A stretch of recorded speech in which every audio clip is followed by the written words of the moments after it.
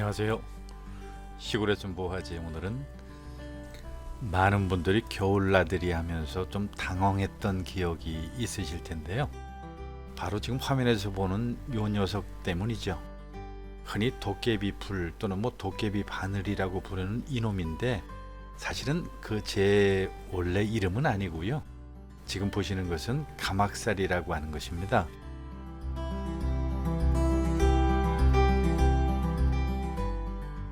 언제 붙었는지도 모르게 옷에 한번 붙었다고 한다면 이 녀석 떼어내는 게 보통 일이 아니죠. 정말 힘이 듭니다.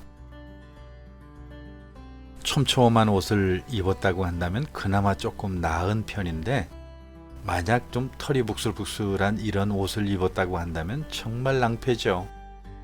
잘 떼어내지도 않을 뿐만 아니라 어디에 어떻게 붙어 있는지도 일일이 확인하기조차 힘든 것이 바로 이 가막살이 씨앗들입니다.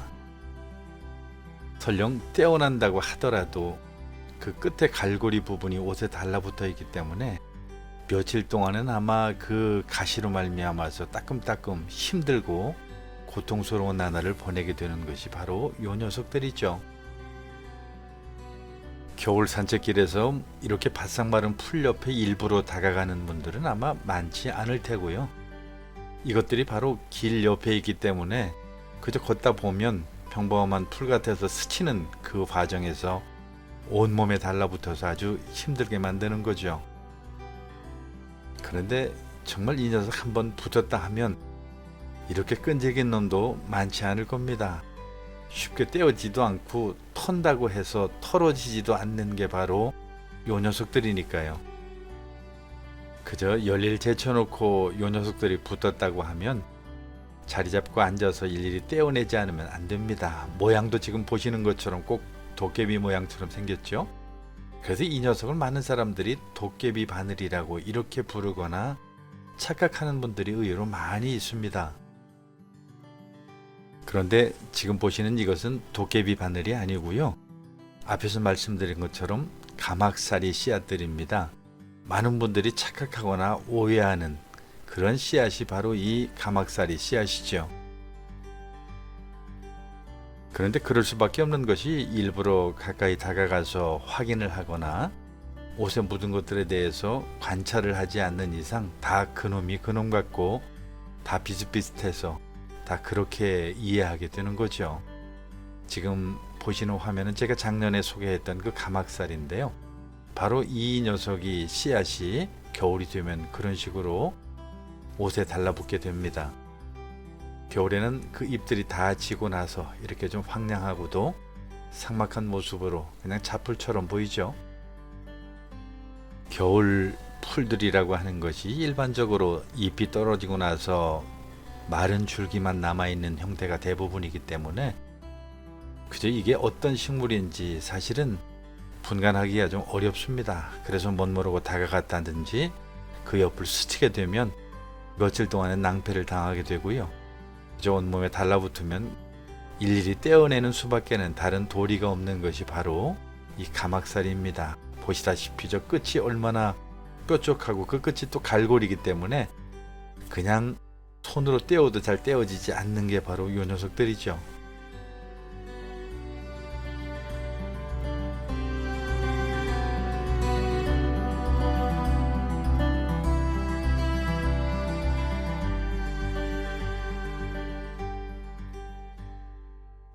도깨비 바늘이라고 불리는 녀석은 바로 이 녀석이 도깨비 바늘 또는 도깨비 풀이라고 불리는 녀석입니다. 보통 가막살이하고 많이들 착각을 하는데요. 실제 멀리서 보면 너무 똑같아요. 모양도 똑같고 마른 그 줄기라든지 씨앗도 그렇게 비슷해 보입니다. 그런데 이 도깨비 바늘은 가막살이보다 사실 한 수 위인 녀석입니다. 왜냐하면 이 녀석은 정말 달라붙었다 하면 끈질긴 녀석이거든. 그리고 그 달라붙은 자리에 반드시 흔적을 남기고 떨어져 나갑니다. 그 바늘 끝에 보면 뾰족한 부분이 있는데 그게 갈고리 부분이죠. 바로 그 부분이 남아있기 때문에 못에 남아서 눈에 잘 보이지도 않아요.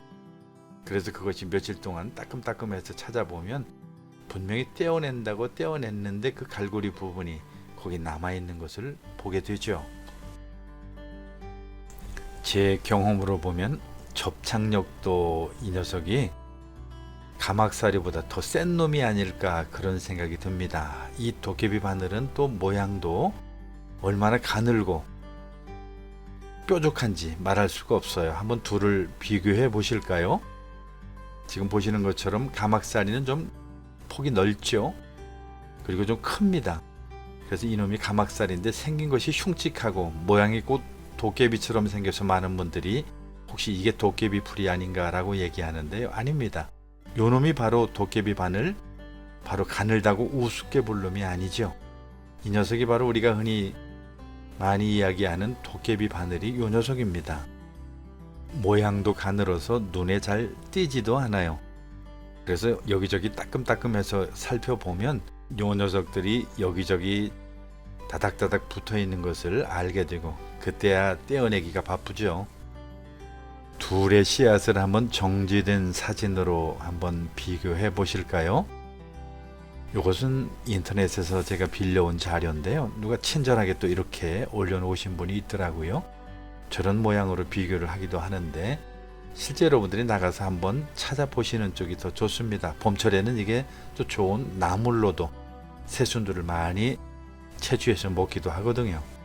생물의 종족 번식 욕구라고 하는 것은 뭐 말할 수 없지만 이 가막사리도 그 갈고리 끝부분이 우리 몸에 착 달라붙으면 떼어내기가 어렵기 때문에 여기저기 씨를 퍼뜨리는 데는 이보다 더 성공적인 방법이 없겠죠. 물론 사람에게는 좀 번거롭고 귀찮기는 하겠지만요. 도깨비 바늘도 마찬가지입니다. 한번 우리 사람들의 몸에 붙었다 하면 여기저기 먼 곳까지 이동을 해서 심지어 이것이 붙어 있는지도 모르고 집에까지 오고 집에서 이것을 떼내거나 또 이것을 집 근처에서 턴다고 한다면 이 도깨비 바늘의 입장에서는 뭐 성공한 번식 아닐까요? 멀리까지 자기 씨를 퍼뜨릴 수 있었으니까요.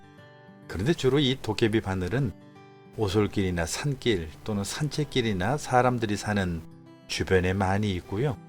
그리고 가막사리 같은 경우는 주로 논길, 들길에 많이 찾아볼 수 있어서 그 분포지가 조금은 다릅니다. 마지막으로 한번 비교해 보시는 것도 좋겠는데요. 지금 이렇게 멀리서 찍어 놓으면 이게 지금 제가 가막살이라고 말씀은 드려도 도깨비 바늘하고 사실 구별하기는 좀 어렵죠. 다 그 녀석이 그 녀석 같습니다. 바짝 다가가서 그 씨앗을 관찰하는 게 최고죠.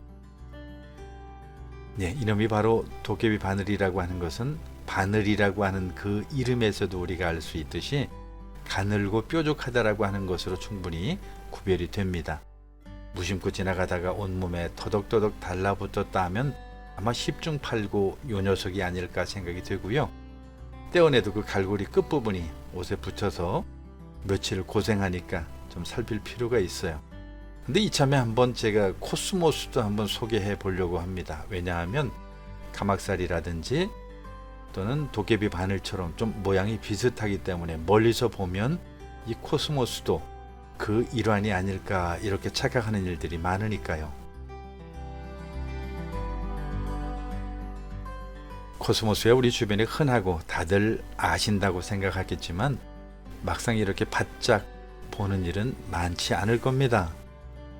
가막살이나 도깨비 바늘처럼 그렇게 끝이 뾰족하거나 갈고리가 없기 때문에 번식 능력에 있어서는 아마 조금 떨어질 수밖에 없겠죠. 저도 영상을 촬영하다가 마침 이 코스모스 씨를 좀 봄철에 집 근처에 심어보면 어떨까 싶어서 봉지에다 좀 받아왔습니다. 아마 내년에는 이 코스모스도 집 근처에 심어서 소개해 볼 수 있지 않을까 하는 그런 기대도 해봅니다.